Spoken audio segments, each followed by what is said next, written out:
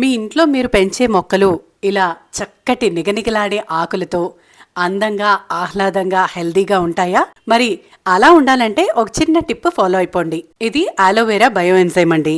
అంటే బెల్లం, అలోవెరా ముక్కలు, వాటర్ 1:3:10 రేషియోలో మనం ఎప్పుడు బయో ఎంజైమ్స్ తయారు చేసినట్టే తయారు చేయాలి. మొక్కల మీద స్ప్రే చేయడం కోసం 1 లీటర్కి 5 ml వాడాలి. అంటే నేను ఇక్కడ 400 ml వాటర్ తీసుకున్నాను. అందుకని అప్రాక్సిమేట్లీ 2 ml బయో ఎంజైమ్ని ఈ వాటర్లో కలిపాను.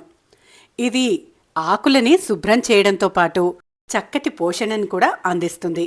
ఇలా స్ప్రే చేసి తుడిస్తే ఇండోర్ ప్లాంట్స్ నుంచి కూడా చాలా మురికే వస్తుందండి. మనం ఇల్లు చిమ్మినప్పుడు లేదా బయట నుంచి వచ్చే గాలి వల్ల ఈ ఆకుల మీద చాలా మురికి పేరుకుపోతుంది.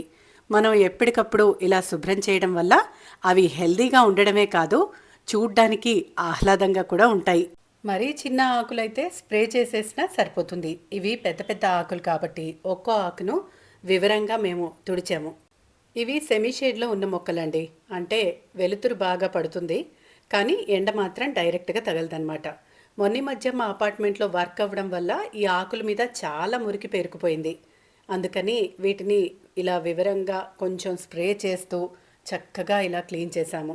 చూడండి అసలు ఎంత మురికి కలెక్ట్ అయిందో.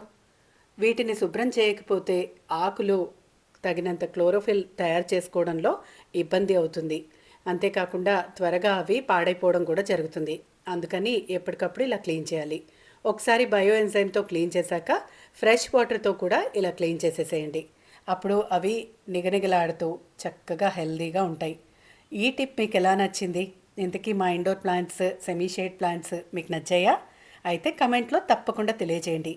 మీ ఇంట్లో ఉన్న ఇండోర్ ప్లాంట్స్ కేర్ మీరు ఎలా తీసుకుంటారో కమెంట్ చేయండి. Thank you.